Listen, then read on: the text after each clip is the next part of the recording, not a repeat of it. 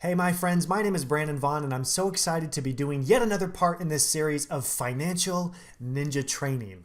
That was super cheesy. I'm not sure why I did that, but I'm really excited. I want you guys to be excited about this too.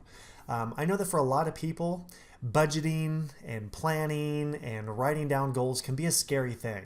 Especially the number side of it. You know, how do you actually forecast for what your growth is going to be like over the next 12 months without just, picking some random number out of the air and just going with it?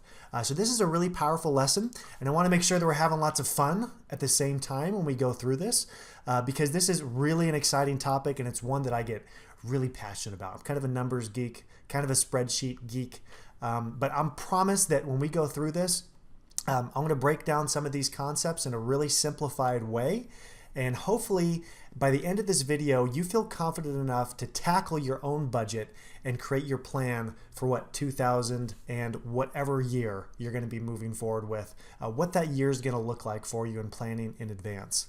So without further ado, let's go ahead and get into predictable growth planning. First, let's talk about why this is so important. Why do all these numbers really matter? Do I have to be a CPA? No, you don't have to be a CPA or an accountant, but you do need to have a good, solid financial understanding, and you have to be able to plan and forecast for what you're going to do this year or next year. The big reason, one of the number one reasons is you want to have confidence when you're making these big decisions. There's a lot of leaps of faith that us as business owners we make. Whether or not we should hire that first office manager, or whether or not we can afford to get that new truck. Sometimes these are really big decisions and they're weighty. And sometimes we don't know, can I really afford to actually do it? Is the timing right? So having a good budget and plan and actually laying it down on paper and kind of reverse engineering what your goals are can be a huge asset to making sure you have confidence making these big decisions.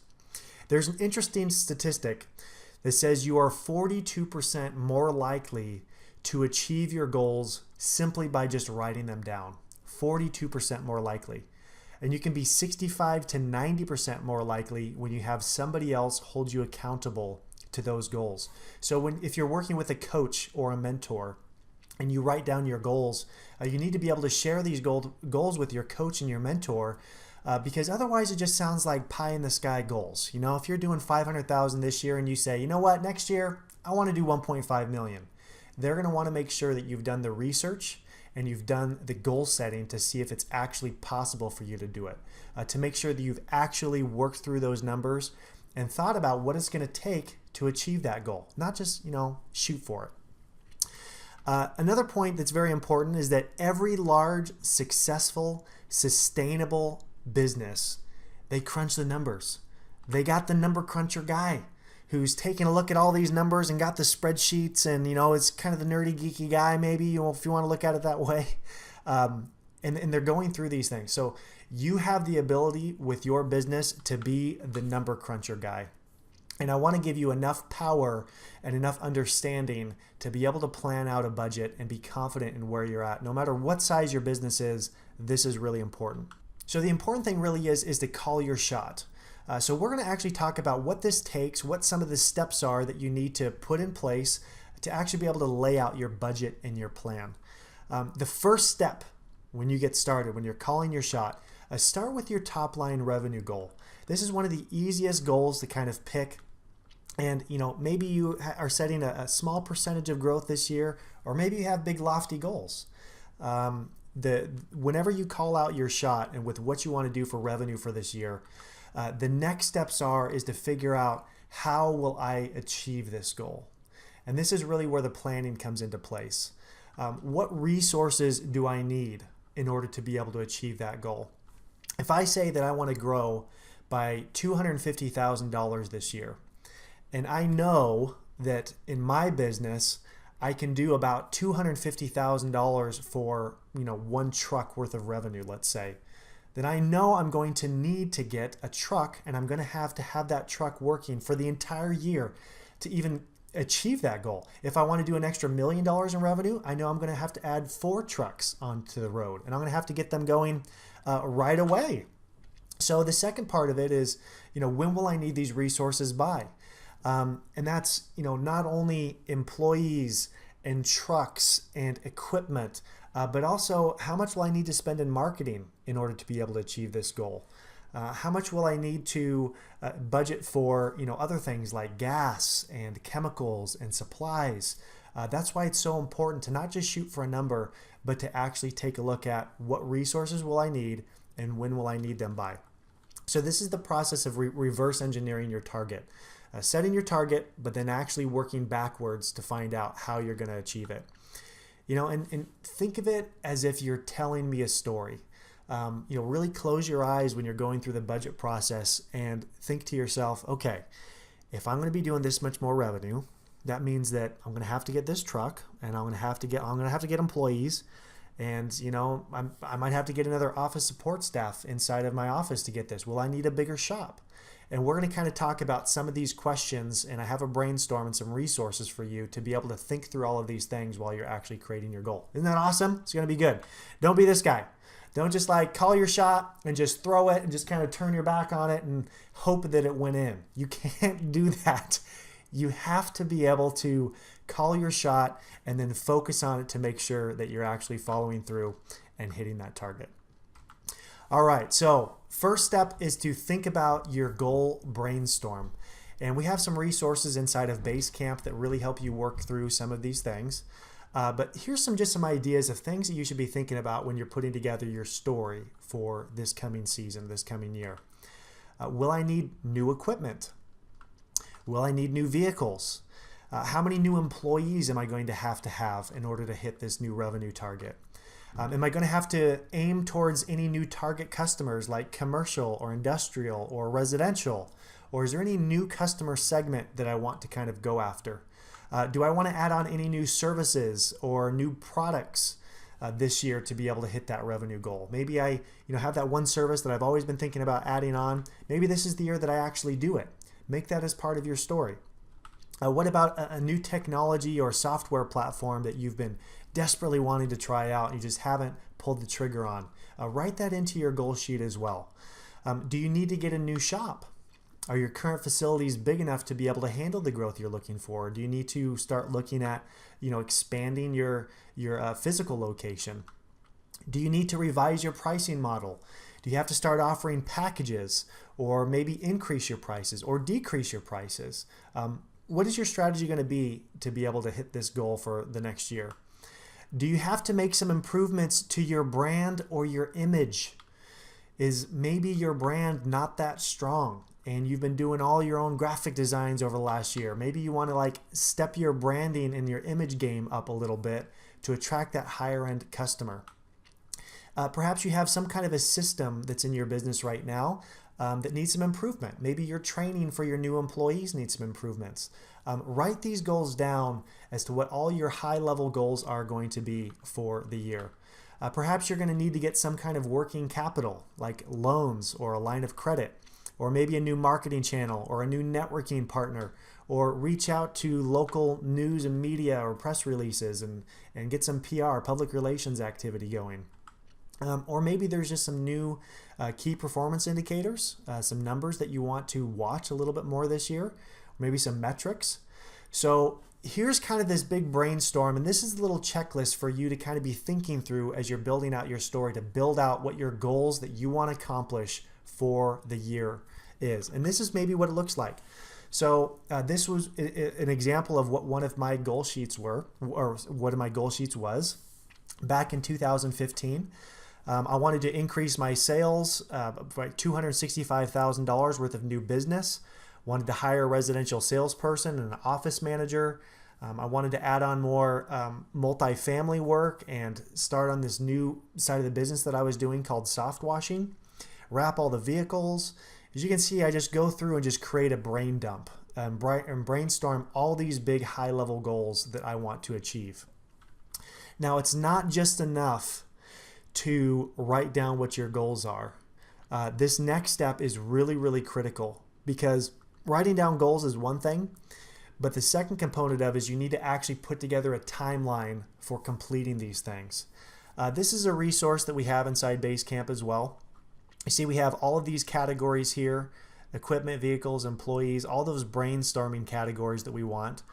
And sit down and write out these into the sheet and which category they fall into. But then the most important part is take a look at the rest of the year and pick dates on when you want to accomplish these things by. If you know that you're going to need to get a new truck, when are you going to get that new truck? When are you going to hire those new employees?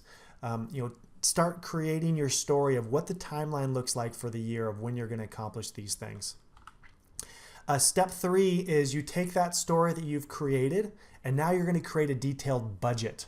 If you are going to, buy that truck in, the second week in February in order to ramp up for your March season, make sure that you have actually put that dollar amount budget on your budget sheet of when you're going to actually pull the trigger and make those purchases.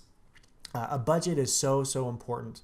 One of the nice things about having a budget is you have this whole game plan and you've thought through each one of these line items, each one of your expenses and how much you're going to create. You can actually start forecasting what your cash flow is going to be. It doesn't have to be a big surprise. But then the most important step out of all of this, once you've put together your plan, is you need to set up something to be able to track these on a weekly basis and adjust them if needed. Minimum, you want to track them once a month to where you're actually going into your budget and you're filling in your actuals of what your actual revenue was compared to your target, and you'll kind of have this running balance of whether or not you're on pace or behind pace in order to be able to hit your goals. And then every week when you have your team meetings with your staff or just even by yourself, pull up this sheet and look and say, okay, it's the first week in February. This next week in February, we're going to have to buy a new skid and we're going to have to buy a new service truck. And then you execute on that plan for the following week. So tracking this is really important. And then you can also make adjustments if need be. Okay, so now we're going to actually start pulling up some of these sheets and we're going to start walking through what some of this looks like in real time. So the first sheet that I'm going to go ahead and pull up here is going to be our budget and goal planning worksheet.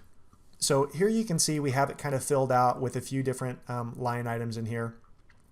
If we wanted to have something that we would add on to new vehicles, I could click right here and just insert another row, to be able to talk about, maybe buying a second truck. And then look at the timeline for when I want to actually execute and pull the trigger on that. But this is really important to kind of not only just plan out what things you want to do, but tie a date to it. When you tie a date to it, your likelihood of actually completing it skyrockets. It just exponentially grows of your likelihood of actually being able to do this. And when I went through this process, it almost kind of felt like a self-fulfilling prophecy. When I started calling my shots so far in advance, and I would think to myself, oh man, am I actually going to be able to do this? When you start tracking it on a weekly basis and go through and then mark off when you've actually completed them and finalized them, you'll actually be able to do it, and you'll actually be able to get in front of this and make sure that you're staying on track with your goals. The next section that I want to cover is how to be able to put together your budget for the year. And I'm going to do a little bit of a deep dive inside of the sample budget sheet that we have because it's important to know how you're going to go through this, and it's important that you know how all the cells and all the rows and columns work inside of this. Now, you may not be an Excel expert. It's okay. You don't have to be a Microsoft Excel expert. I would certainly recommend taking some basic beginner classes through lynda.com or on YouTube to kind of get a basic understanding of some of these formulas, because understanding this software can make a huge difference in setting plans in place and saving you so much time as opposed to just writing this stuff down on paper. So let's go ahead and jump into the actual budget sheet here. So this is our budget sheet that we have inside of Basecamp. And what I'm going to do is I'm going to kind of walk you through the process of how everything is laid out, how these cells are all connected to each other, so that you'll be able to create your own budget sheet using this exact same template. Right now, everything is laid out according to our sample profit and loss sheet for an exterior cleaning company. So we have this document here where we have total sales for the year. We have all of our cost of goods, all of our expenses all plugged in here, along with the percentages that we should kind of shoot for as a target. And if you notice, all of these numbers here are actually plugged straight into this budget sheet. So it's a good starting point for you. And you can go in and you can adjust all of these different columns and rows as needed. But for the most part, you really want your books to look clean in this way. So when I get into the budget sheet, the first thing that I'm going to do before I mess around with anything up top here, this part of the sheet is just pretty much like your executive summary. So the reason why this is up at the top is that it's really easy for you to, at a glance, take a look at what your net profit is, what your target net profit is, what your cash flow is going to be like, what your projected bank balance is going to be like for the year, what your sales budget is. These are all the metrics that you want to look at, quick, and being able to, take a look at where you're at for the year. But how we're going to actually build out the budget is starting down here in this truck production spot. The reason why I like to start here is it's really easy to start at this point to figure out what kind of resources you need for your truck, your vehicles, your crews going out into their service areas and actually doing this revenue production.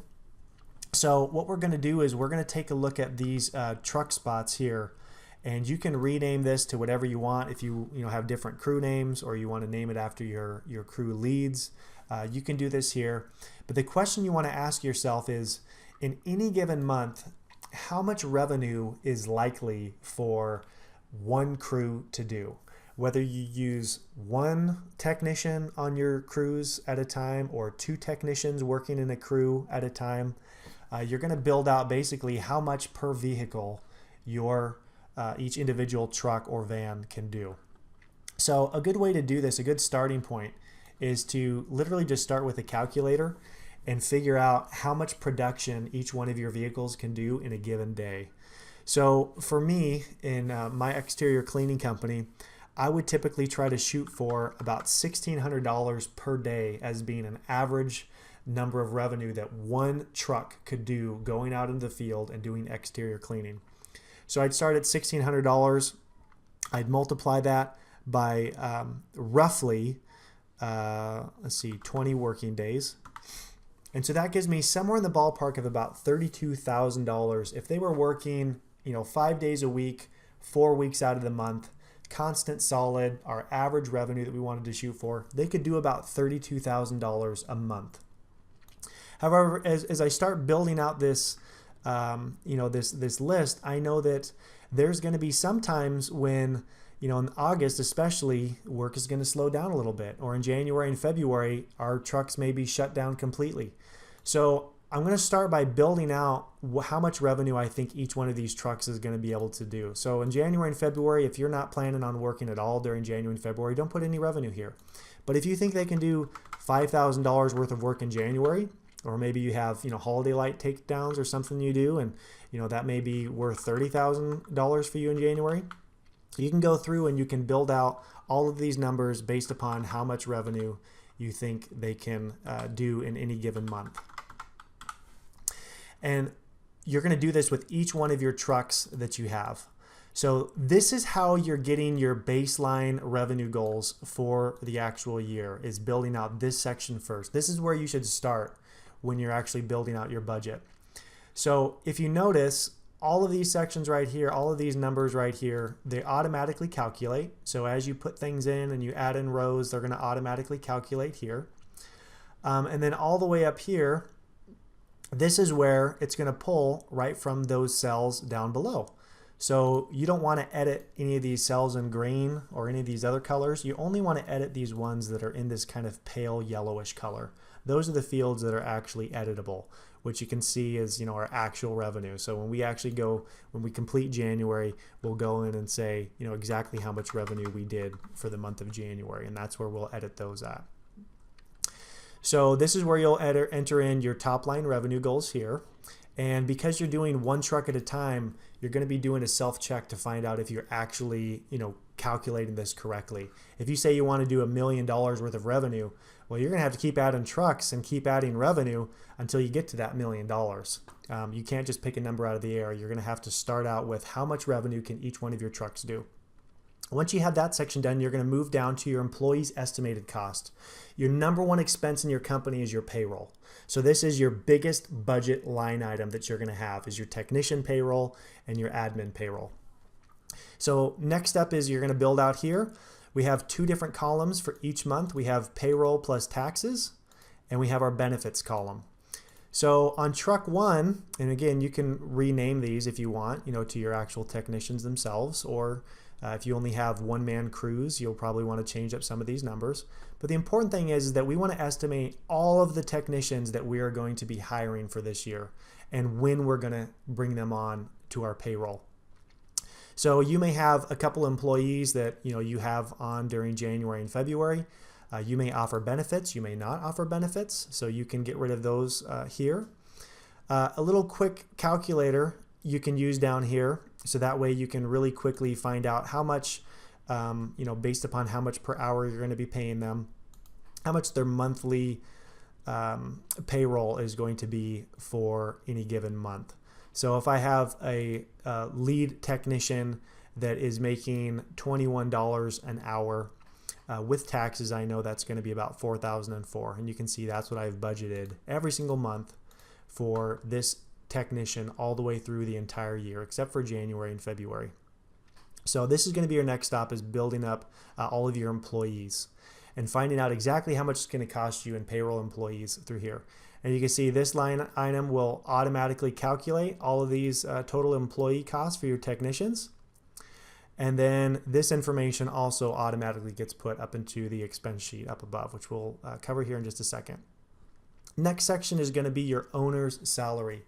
I'll touch on this for just a really quick second, but it's really important that you guys pay yourself some kind of a reasonable owner's salary. Whether or not you're an LLC or a sole proprietor or whatever that is, it's a very good idea that you are budgeting your own personal salary every single month, rather than just taking out draws or distributions from there. You want to have a reasonable salary. You're going to want to talk to your CPA to find out exactly what they think that is for your state and in your area. But here you can see that we've budgeted close to about $50,000 a year for his total salary as the owner. Then if you have any admin positions, this is positions who are not going to be generating revenue in the field, actually doing the service. These are people who are going to be in your office. Office assistant, office manager, salespeople, operations manager, whatever those look like, you want to build out this section here with how much you're planning on budgeting for paying your office staff. Now the great thing about starting out here first is that it's going to take these totals and it's going to automatically, if we come up here to this expense tracking, which is a super, overwhelming area to look at, but I want to break this down really simply for you. But you can see that the payroll from technicians that we entered in below, this is going to automatically fill in from that chart down below. So all of these numbers here, we're actually not going to be editing these at all because they're going to automatically pull in, like April, $15,000. We scroll down here and we have April right here of how much we're going to have budgeted for our technicians down below. So all that information is going to automatically populate in from down below here. The next step that we're going to take a look at is we are going to start building out our expense tracking sheet right here. So when you start building out your expense tracking sheet, you're going to take these line items literally one at a time. These are your chart of accounts right here, all the different accounts that you have inside of your QuickBooks. You may have different names for these. My recommendation is to have your books be very, very similar to this kind of a format. Sometimes you can have too many chart of accounts where you're tracking all these things that really don't matter. You're not making any actionable steps on knowing some of this data. You're just doing it for data's sake. But for the most part, this is really all you need to keep track of. Your cost of goods sold, which is your automobile, gas and maintenance, chemicals, commissions, equipment rentals, small tools and supplies, subcontractors expense, and payroll technician. If you scroll all the way over here to the right, you'll see that we have percentages that are automatically being calculated by this total based upon how much revenue we have for the year. So if you refer back to this profit and loss sheet, you can see that we have kind of some target percentages to shoot for. So as you're building out your budget and you're like, man, I don't know, is this enough that I have budgeted for automobile gas and maintenance? Is it enough that I have budgeted for commissions? If you have an exterior cleaning company, you can use this as kind of a baseline. And you can also work with your coach or ask others inside of your Conquer group what they're budgeting. But that's a good way to make sure that the numbers that you're plugging in for your budget are accurate. So what I'm going to do now is on my cost of goods sold, I'm going to go through and I'm going to have each of these numbers be somewhere in the neighborhood of about 3% of what my total revenue is up here. And as I build out this budget, I'm going to go in and I'm going to update each one of these months, and I'm going to be thinking about, okay, how much am I going to need for these certain categories? How much am I going to want to have in the budget? And one line item at a time, I'm going to think through how much am I going to need. Now, the first time you do this, it's going to be freaky because you're going to say, I don't know how much to budget for. How much is there? That's really what this sheet is for. You can kind of use this for reference to kind of have a good guideline of a good starting point on how much you should budget for each one of these areas. Advertising and promotion, all of your marketing, how much you're going to be spending for rent for this year. Do you have a shop? If one of your goal sheets was to get a shop and start renting it in May, well, you're going to want to put a budget starting in May moving forward for that shop, and how much are you going to budget for that? So this is really how you lay out your plan of what you're going to do this year and keep track on each one of these areas. So that's the expense tracking part. It's relatively straightforward going through these line items one at a time. One strong suggestion that I have is make sure that whatever you have budgeted here lines up with all of your accounts inside of QuickBooks or Xero or whatever accounting software that you're using. That way, at the end of every single month, you're going to run a profit and loss sheet after you have all your receipts entered in and all of your expenses entered in. You're going to run a profit and loss sheet for the last month.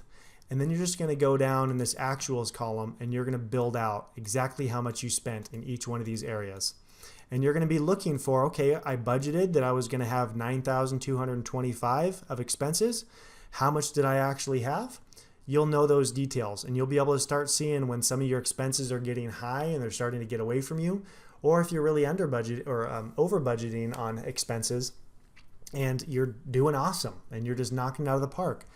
Then maybe you'll start going in and adjusting some of the rest of the year. This is a living, breathing document, and it's a tool that's designed for you. So it's not like day one when you create your budget, it has to be perfect. It has to be exactly what you were planning on it to be. It doesn't have to be that whatsoever. Now, this next section I'm going to go ahead and walk through really quickly. This is capital expenditures. And capital expenditures typically, you won't find them anywhere on your profit and loss sheet. So when you run a report on your profit and loss and you're looking for all these expenses, this is something that really won't come from your profit and loss sheet. These are things that have to do with assets. So an asset, what I consider to be an asset, and we went over this in Financial Ninja Training in an earlier series, anything that's under the furniture and equipment category is something that has a value of, let's say, over $300 that you'll plan on keeping for longer than a year. So some ladders may be considered assets, larger pressure washers or lawnmowers, or larger plumbing tools that you're going to be using, hand tools that are very, very expensive specialty tools. These are things that really fall under the category of equipment.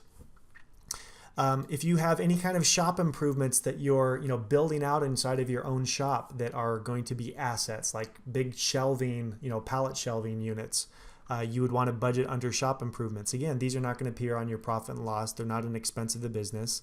They're adding as an asset to the company. Vehicles. This financed equipment and this debt service line are closely linked together. So what I have here is I have an example of us buying $10,000 in equipment and us buying a $25,000 vehicle. But this financed equipment line is really important to use. If I didn't have this financed equipment line here, this sheet would think that I'm going to be spending $10,000 and then $25,000 cash out of my bank account, cash. And then now that I make that cash payment out of my bank account, it's going to mess up everything else on the rest of the sheet. It's going to say that my bank account balance is really, really low, and it's going to mess things up. When in reality, what I actually did was I financed the whole thing. I went to a bank, I got a bank loan for my vehicles, I got a business line of credit for my equipment, and I actually didn't pay anything down at all. So what I'm going to do with that is I'm actually going to negative out that balance of $10,000 and $25,000 as negative $35,000. So now it's going to accurately reflect how much I'm actually spending out of my bank account. So if there's any, if you buy a vehicle, put the full value of the vehicle in here, but then make sure that you negative it out. If, for instance, this month I'm going to be buying a $10,000 truck, but I'm going to be putting $4,000 of it down. I'm going to be putting negative $6,000, so that way it's accurately reflecting right here how much I'm actually spending cash out of my bank account. Hopefully that makes sense there. If not, go ahead and rewatch that maybe 1 or 2 times to make sure that you got that concept, because this is something that's really important to make sure that you're forecasting what your cash spend is going to be. So now I'm going to continue working my way up the sheet. And now that we have our budget all fully built out and we have everything that's placed here, I get to see this running bank balance of what my bank account's going to look like, starting with a balance of $30,000, whatever you think your actual balance is going to be of December the previous year. You can go ahead and plug that in here. And then this will forecast for you based upon what your net profit's going to be for the month. If you're going to be at a loss for February and March, it's going to actually reflect that there. If you have distributions that you schedule pay yourself, draws and distributions, you can budget that line item here. This is different than your salary. This is based upon the profit of your company. And then it'll actually take whatever spend you have in your capital expenditures down below, whatever cash you're actually spending, and it'll project in how much money you're going to be spending either over or under, what your cash flow is going to be, and then it'll have this running bank balance throughout here. So what's so cool about this is when we're starting in January, I can say how much money will I have sitting in the bank come August? $117,000. How much money will I have in the bank come December? $139,000. So this is a great way, provided you don't pull all that money out yourself in the form of distributions. This is a great way to kind of forecast how much money you'll have sitting in your bank the next time you come into the slow season, let's say, if your slow season is in January and February. So this is such a powerful tool. I got to tell you, I know that the first time that you do this, if you've never done this before, it's going to be a little bit overwhelming. It's normal. The first time that I started working with a sheet like this, I was very overwhelmed.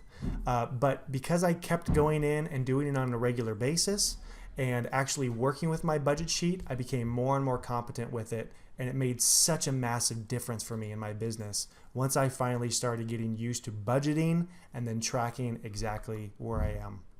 All right, so hopefully that gives you enough of an overview to be able to get started. This is a really, really important process to make sure that you're going through. You want to be able to figure out what these sales goals are going to be each month of the entire year so that you can actually go in and crush them. You can communicate to your team and tell them what you're working on and why you're so excited and what their budgets are going to be for the year. People want to know this, especially professional people. As you start getting office managers and other higher level people inside of your organization, they're going to want to know what targets they're shooting for.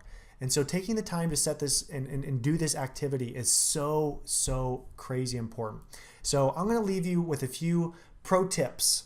The first one is you don't have to do this alone. You can delegate data entry to an office staff, employee, or to a bookkeeper. People do this all the time. You don't have to be the person that goes through and enters in all the little data entry points.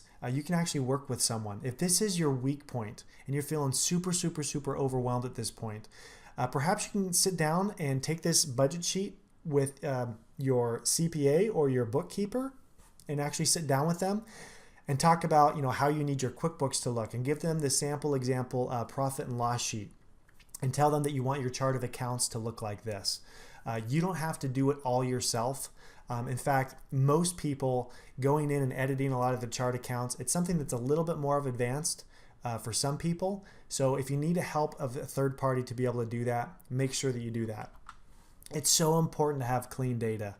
If you're working off of poor data and you have some of your expenses and some of your receipts put in the wrong category, your percentages are going to be all messed up. If you're not paying yourself a reasonable salary, if you're not accurately, splitting apart your technician payroll into your COGS, or if you're not, buying a new piece of equipment and making sure that you're not expensing it as an actual expense for your company, but rather you're categorizing it as an asset of your business. If you're not doing that, it's going to be very hard for you to forecast and kind of track this budget sheet. So make sure that you have a clean starting point with clean data when you first get started.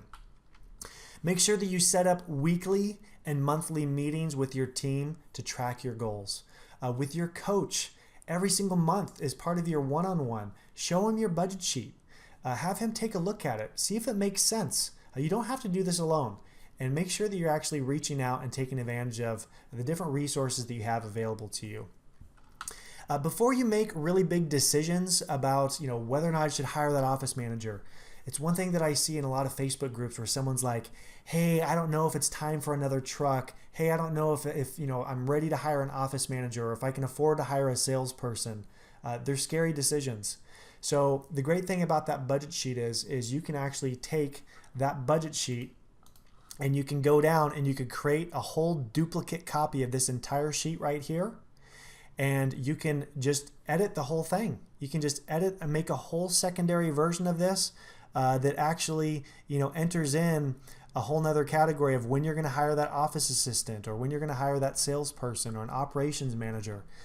Budget it in. Don't just say, hey, I don't know if I can do this or not. Actually create a budget to make sure that you can do it. And then lastly, don't be afraid to revise and make adjustments. This is something that's really important. The first iteration that you do of your budget sheet, there'll likely be some wrong components of it. There'll be some things that you just didn't quite understand. There'll be some things that you guessed too high or you guessed too low. That's okay. That's okay. It's all part of the process. The first budget sheets that I made, they were wildly all over the place. And then the next year that I did it, they were way more honed in. And then the year after that, they were way more honed in to where actually I felt like I was almost predicting the future as to what my company was going to be doing because this process worked that well. So if there's ever any points in times where you're just feeling like super stressed out and you don't think you'll be able to get this taken care of, don't worry. Just know that you can actually revise and get all this stuff going. So I'd like to thank you so much for joining me with this Financial Ninja training on projecting and budgeting for strategic growth. So please make sure and reach out to us inside of the Facebook group if you have any questions about any of this stuff. We want to make sure that we help you succeed. And let's crush it this year. Let's go out and let's conquer our goals. Make sure that you set them. Make sure that you write them down. And lastly, make sure that you're tracking them on a regular basis to make sure that you're going to hit them. And hope you have a fantastic year. We'll talk soon.